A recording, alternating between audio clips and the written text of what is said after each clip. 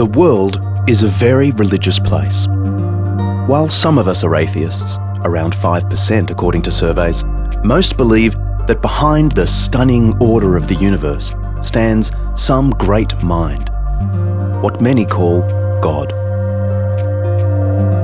It's an important question, one people feel very strongly about. After all, if there is a mind behind it all, our lives, we're told, are intended, part of a larger purpose. If there isn't, we are dust on the floor of eternity. Belief in a creator is very common. Just about every culture we know anything significant about has considered this an important idea. But is there any indication on the world stage that the God of our hunches has touched the earth in some observable way? In part, this is an historical question, and it's as an historian that I want to explore the daring claim of the world's 2 billion Christians. Uniquely among the great faiths, Christianity goes out on a limb by suggesting that God offered a tangible sign of his reality right here in the fertile hills, valleys and waterways of first century Galilee.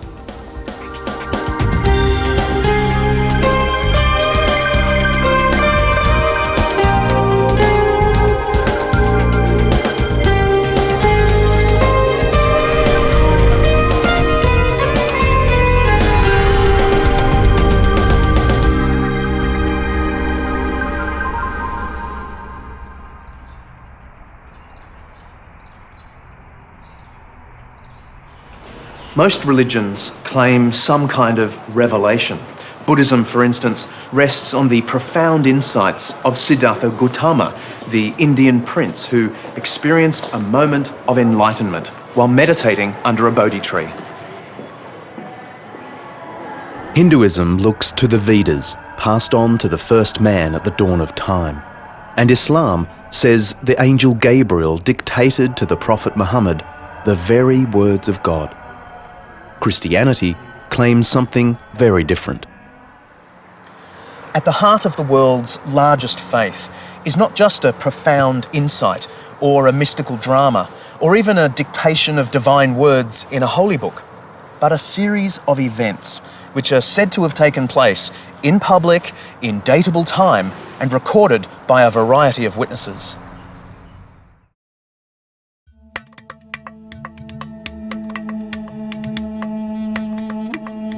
Greg, great to have you along on this Life of Jesus journey. Great to be part of it. I guess the first question that the Jesus story raises is about the existence of God. It seems that people throughout history, throughout the world, have believed in some kind of grand mind. Is that right? Well, that's got to be our starting point, hasn't it? I mean, it's true that most people, in most cultures, at most times in history, have believed in some kind of divine being or beings, some kind of great mind or deity that's behind it all. It's always going to be really difficult to disprove God, to prove that God doesn't exist. I mean, you can't really prove a negative. So we're left asking questions like, well, is it possible for God to exist, or is it likely that God exists? I think a lot of people would accept that it's possible. Even hardcore skeptics would say it's possible, but they'd question you that it's likely. You're right, most people do think it's possible. Some people think that the fact that there's evil and suffering in the world is enough to show that God could not exist. God couldn't allow a world like this to exist. But most people, even on that question, are saying that they're crying out to God. It makes them hungrier for God. It's not a disapproval of God's existence, it makes you want to understand God better. So we're left really asking that question, well, is it likely that God exists? And I think it's likely that God exists for a whole bunch of reasons. Let me just give you a few of them. First one is that God really is the best explanation of why there's something here rather than nothing. I mean, proposing that there's an eternal being that is the reason for the universe actually makes a lot more sense than suggesting it just spontaneously somehow occurred. I mean, that is just less rational. Secondly, I think that the kind of universe we see in its extraordinarily complex arrangements, its wonder, its beauty. You just don't get those kind of universes by chance. I mean, even there hasn't really been enough time, even by processes like gradual evolution, for such a universe to have come about by chance. A universe that's filled with intelligence, with people like you and like me who can understand the universe. We just have an excess of intelligence, and it is really hard to explain that unless you propose that there's some mind behind it, rather than just mindless chance. Thirdly, I think when you look at the universe, it's just the kind of place you'd expect to find if God is real. And it's the kind of place you wouldn't expect to find if there's no God. I mean, things like human conscience. We have a sense of right and wrong, a sense that what we do matters.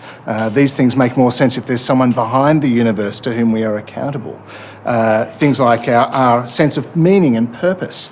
I mean, all human beings, most human beings at least, think the world is meaningful rather than meaningless, and this draws us back towards someone, some mind who is generating the meaning. So other things like the fact that we have a fear of death and a sense of eternity, these are all things that point us back towards God, and I find when you add these all together, there's a great likelihood that God is real.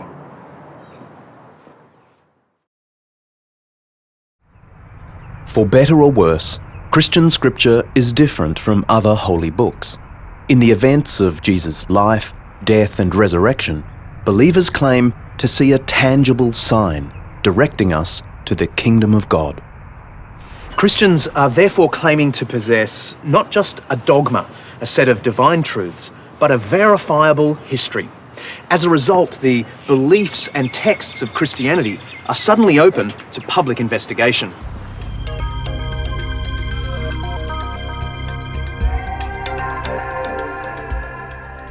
It's as if Christianity places its neck on the chopping block of academic scrutiny and invites anyone who wishes to come and take a swing. Which is why historians in universities all over the world feel at liberty to look at the Christian's holy book, called the New Testament, as a simple historical text. So what happens when the theologians hand the New Testament over to the historians? What do we find out about what really took place here in Palestine during the reigns of Augustus and Tiberius? In short, what can the historian confidently say about the life of Yeshua ben Yosef, Jesus, son of Joseph? Christianity claims to be built on real events in real history. These are the remains of Magdala, the Galilean hometown of Mary Magdalene, one of Jesus' prominent supporters. It's just one of the many places mentioned in the New Testament historians have access to. People could be forgiven today for thinking that most of the details of Jesus' life are either unknown or completely contrary to what Christians have been saying all these years. As we'll see, neither position is true.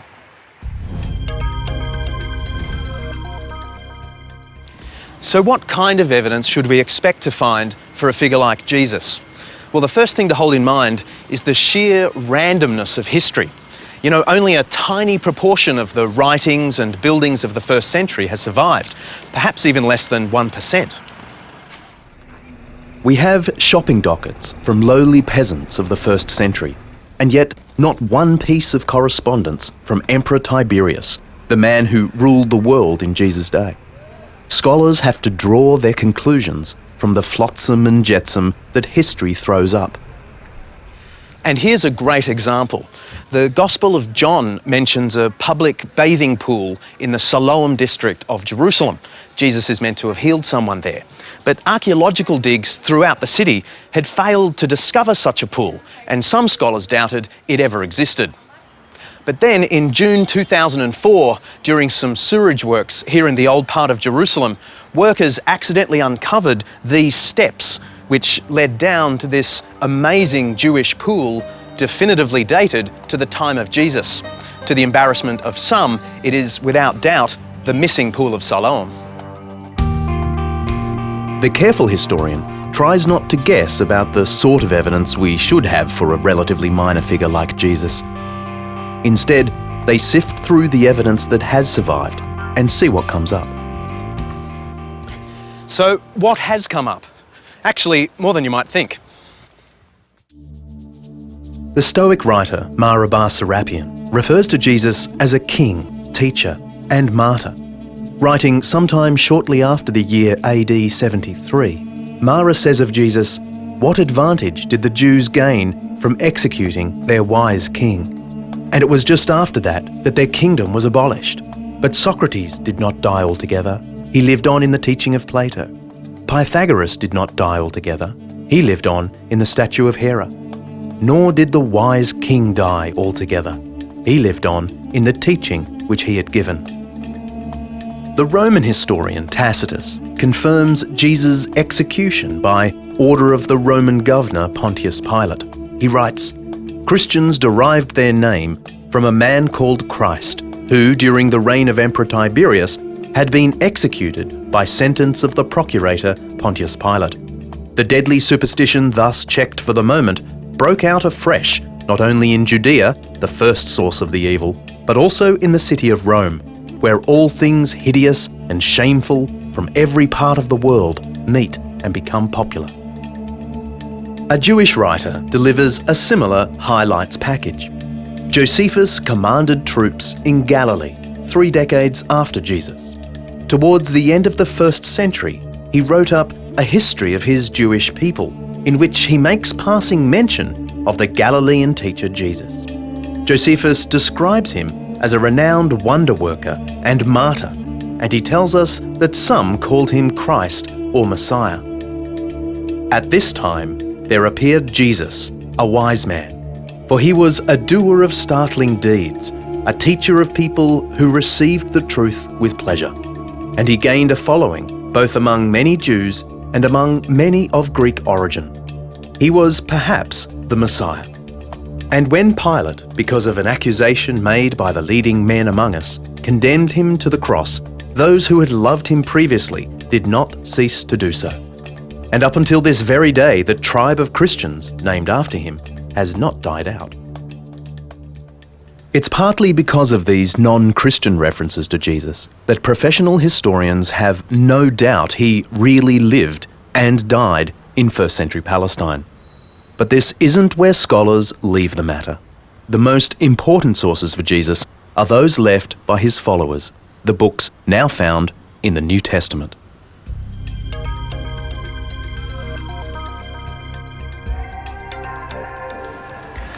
All texts have blind spots and points to prove. The historian's task isn't to find a source without an agenda. That would leave us with virtually nothing to play with, ancient or modern. The real task is to assess every source in light of its obvious point of view. That's how historians read all ancient texts, including the Gospels.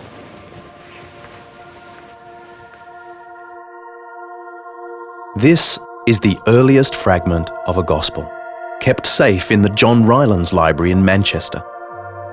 The manuscript is dated to within 30 years of the original, which in ancient history is about as good as it gets. Historians don't privilege these texts the way a Christian might, but nor do they come to them with sceptical prejudice. They just treat them like any other historical text of the 1st century. Now, Christians may be a little unsettled by this humanistic approach to their sacred writings, but there's no comfort here for the skeptic either, because although debates continue, there is a very strong consensus amongst historians today that the core of the Gospel narrative is historically sound. While the Gospels have an obvious agenda to convince people about Jesus, they're also strongly biographical. They are real accounts of a real life and can't be read as simple metaphors of spiritual themes. This is particularly clear in the opening paragraph of the Gospel of Luke, a text written within living memory of Jesus. Many have attempted to put together an account of the things that have been fulfilled among us, just as these things were passed on to us by those who from the beginning were eyewitnesses and servants of the message. For this reason, it seemed good to me as well, having investigated everything carefully from the start, to write something orderly for you, most honorable Theophilus. My aim is that you may know the certainty of the message you were taught.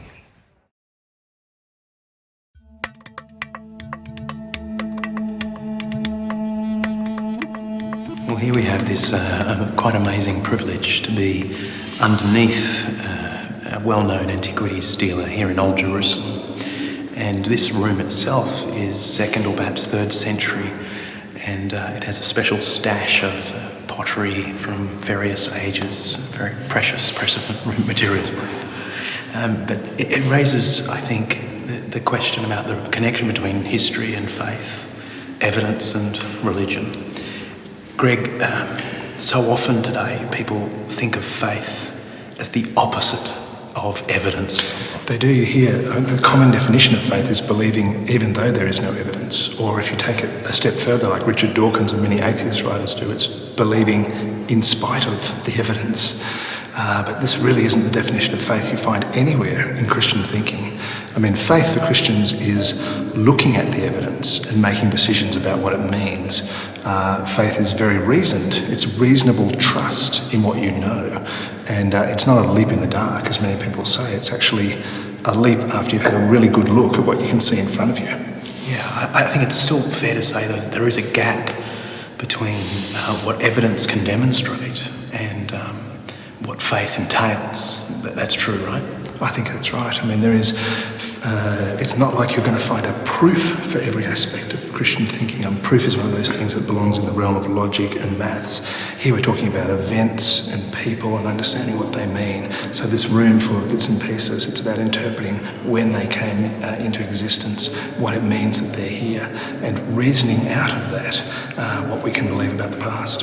I often try and say to people that there is a gap between what history can demonstrate and what Christian commitment involves, but it's nowhere near as big as people realise, or rather nowhere near as big as people think, assume. And in any case, some of the most important decisions that we make in life have a gap between the indications and the commitments. I think instantly of the decision to marry. You know, that period of courtship can only ever give you indications that that's the person you can say for better, for worse, for richer, for poorer. It doesn't prove that you could do that. You've got a bunch of evidence to look at, you've got things to consider, you know the person, but there's still a commitment involved. Yeah, and there's mysterious factors beyond the simple evidence and indications. And I think it's a little like that with faith. There are strong indications that the Jesus story is solid historically, but there's not enough to sort of push you into Christian commitment. These mysterious factors also come into play. There's enough indication for you to know it's not a fairy tale, that it has a strong chance of being robustly true. But there's all those mysterious factors that come into play, like your previous experience of Christians will influence that kind of decision. How you've grown up, Exactly. your background, your cultural background. And I think your preferences, whether you want it to be true or not, you know, and whether you're willing to accept the implications of it being true. It isn't just evidence, it's also about personal commitments. So faith is about looking at what we know and making good decisions on the basis of it as yourself, with all of your own background, your own hang-ups, your own issues, your own preferences. Yeah. Luke's Gospel isn't a collection of pious speculations about Jesus. It's a carefully prepared narrative based on a range of earlier sources, going back to eyewitnesses. The occasional popular writer might suggest we have little or no reliable information about Jesus, but no one who is actually doing history thinks so. Now, whether or not God was involved in the events surrounding Jesus involves a personal, philosophical reflection. What the historian can say is that Jesus really did live, teach, and die, and that the Gospels provide a unique window into one of the most influential lives ever lived.